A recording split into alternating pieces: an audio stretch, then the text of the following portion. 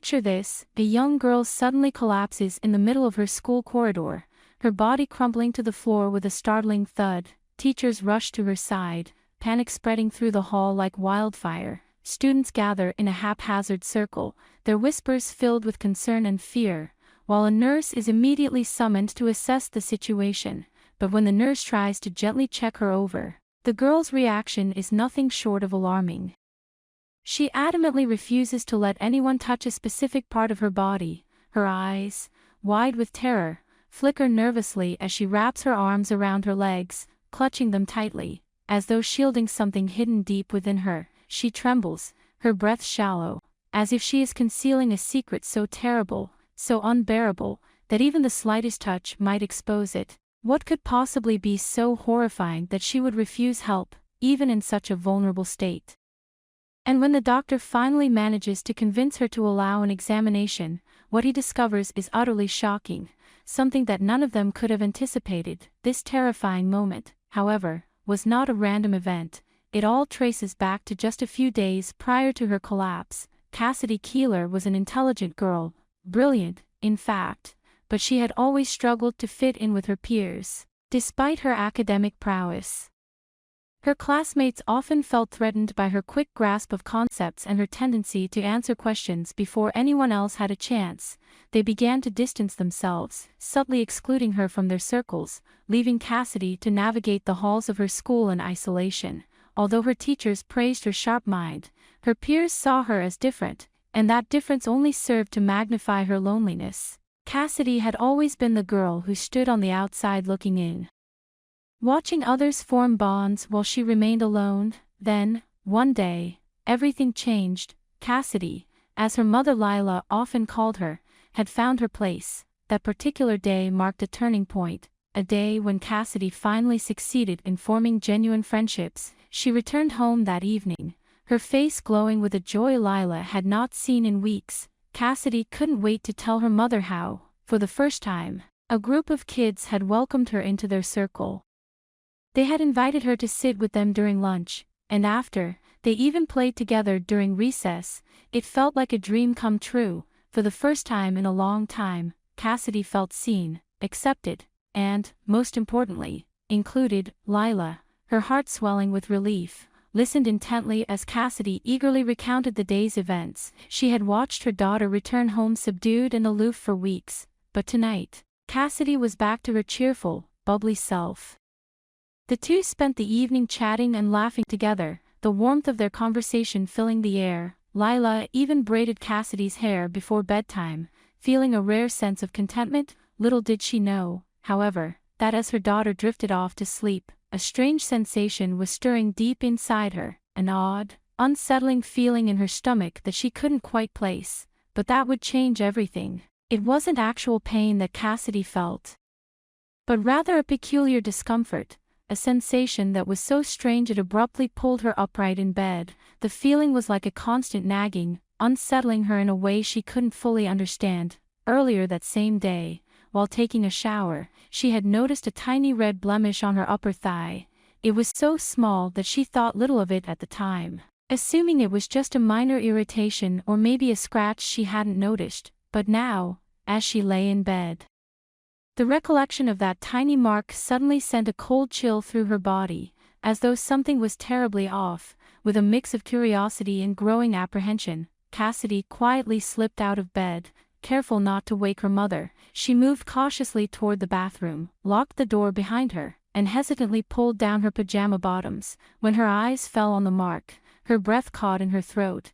It wasn't just the same. It had grown. The tiny red spot was now larger and darker, its color almost deepening into a bruise-like hue, and there was a slight rash surrounding it, spreading outward. Cassidy's heart raced as she stared at it in disbelief. She ran her fingers over the area, feeling the raised texture of the skin, but it didn't help the growing sense of dread in the pit of her stomach. Her mind began to whirl with possibilities.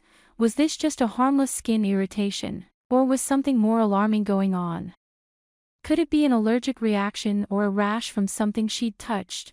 What if it was something far worse? She fought to calm herself, trying to convince herself that it was probably nothing and would fade away by morning. After all, she had more pressing concerns than an unexplained rash, like making a good impression on her new friends at school. She couldn't afford to let something like this ruin the rare moment of acceptance she had finally achieved. But the next day, something was clearly off with Cassidy. The bright, enthusiastic girl who had beamed with joy the night before was nowhere to be found. At breakfast, she spoke little, her words flat and distant, and when her mother suggested she bring the books and gifts she had prepared for her friends, Cassidy simply declined.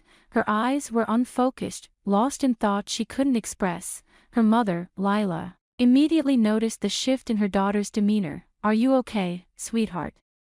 she asked gently, her concern rising. Cassidy, her voice barely above a whisper, shrugged and replied, "I'm fine, Mom." But Cassidy was far from fine. The discomfort in her leg had intensified, and throughout the school day, she found herself squirming in her seat, shifting her jeans to hide the now spreading mark that seemed to take on a life of its own. Every time she moved, the sensation deepened, pulling her focus away from the lessons, leaving her preoccupied with the growing unease in her body. By the time the final bell rang, Cassidy felt utterly drained.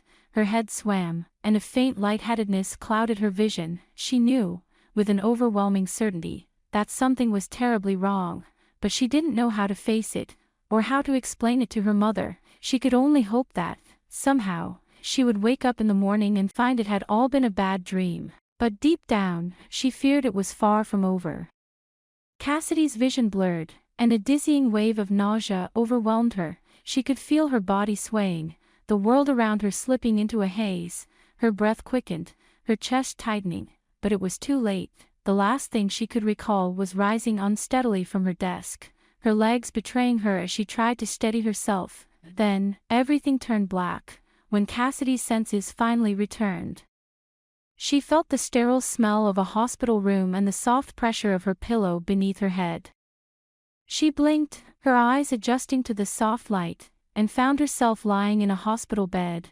Her mother, Lila, was sitting by her side, her face drawn and tear-streaked. As she gently stroked Cassidy's hair back from her face, Cassidy felt a dull, heavy pressure in her chest. Her mother's voice was soft but full of concern. "Cassidy, sweetie, you fainted at school," Lila whispered, her fingers trembling slightly as she caressed Cassidy's cheek. "We need to find out what's causing this, okay?"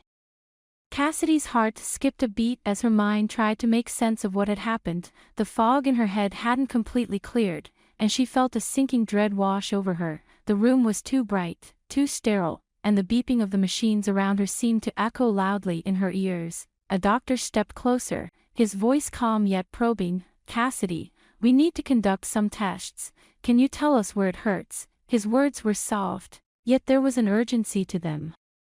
Something Cassidy could sense, but Cassidy didn't respond. Instead, she remained silent, her small hands trembling as she gripped her legs, pulling them tightly to her chest. She shook visibly, her breath shallow, eyes fixed downward as if she were staring at something far away, something terrifying. The doctor's gaze followed hers, noticing the subtle tension in her posture. It was clear she was avoiding something, unwilling to let anyone near her lower body. Cassidy's reaction, the way she pulled away from the doctor's touch, made it all the more unsettling. As he reached to gently examine her, she recoiled, her body curling into a defensive ball, almost as if she was protecting something deep inside herself. It was obvious something was wrong, but no one knew what. Dr. Steerer, the attending physician, gave Lila a questioning look before pulling her aside. "Mrs. Keeler, have you noticed anything unusual about Cassidy's behavior recently?" His voice was low and full of concern, but Lila could hear the underlying tension. Lila hesitated, her mind racing back through the past few weeks. Cassidy had been different, more withdrawn, quieter, less engaged with the world around her. She had chalked it up to the stresses of starting at a new school, the pressure of fitting in. "She's been more withdrawn," Lila said after a moment, her voice heavy with the weight of unspoken worries. "But I assumed it was just stress from school." Dr. Steerer's face grew more serious as he took a deep breath. "If she doesn't allow us to examine her, we may need to involve the authorities." His words were direct and stark, sending a chill through Lila's spine. Authorities. The idea of the police getting involved made her heart race. What could possibly be so severe, so alarming, that police intervention would be necessary? Before Lila could respond, Cassidy's quiet voice broke the tense silence. "Please, don't be angry with me," she whispered, her words barely audible as her eyes flickered between her mother and the doctor.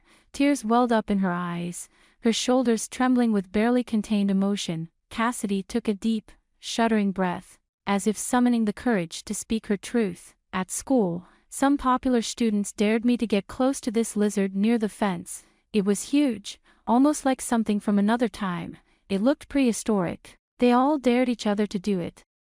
I didn't think it was a big deal, but I did it. I got close to it, and I think it scratched me." Her voice quivered with guilt and fear, as if the shame of what she had done was now manifesting in a physical pain she couldn't explain. Her words hung in the air, and Lila felt the floor beneath her give way. What had Cassidy been through? What had happened in that moment to send her spiraling into this state of distress? No one dared to step forward. But motivated by a desire to prove her courage, Cassidy advanced. She knelt, extended her hand, and made contact with the object. Initially, nothing occurred, and the children lauded her guts, dubbing her Amazon Cassie. However, moments later, she experienced a sharp pain. The lizard had nicked her thigh with its claw. Cassidy dismissed it as trivial, but soon realized it was far from insignificant. The doctor, upon examining her test results, blanched and muttered to himself in disbelief before racing back to Cassidy's room. "Mrs. Keeler, your daughter requires urgent surgery," he declared. Mrs. Keeler gasped in shock as Dr. Strarer confirmed gravely that a growth near the wound needed immediate removal to prevent a severe infection, which could have necessitated amputation in a matter of days. The thought of amputation from a simple school dare left Mrs. Keeler reeling. That very night, surgeons excised a small, infected growth harboring bacteria from the lizard's claw. Had Cassidy delayed treatment by even a day, she might have faced losing her leg. Fortunately, she recovered completely, the ordeal imparting a crucial lesson about the significance of voicing concerns, regardless of fear. Her mother learned that minor signs, like a moment's hesitation or an anxious look, could signify grave issues. This lesson would be unforgettable for both. After watching the story above, do you have any thoughts? Feel free to share your opinions in the comment section. If you enjoyed our video, please like, subscribe, and share our channel. That's all about today's stories. See you next time.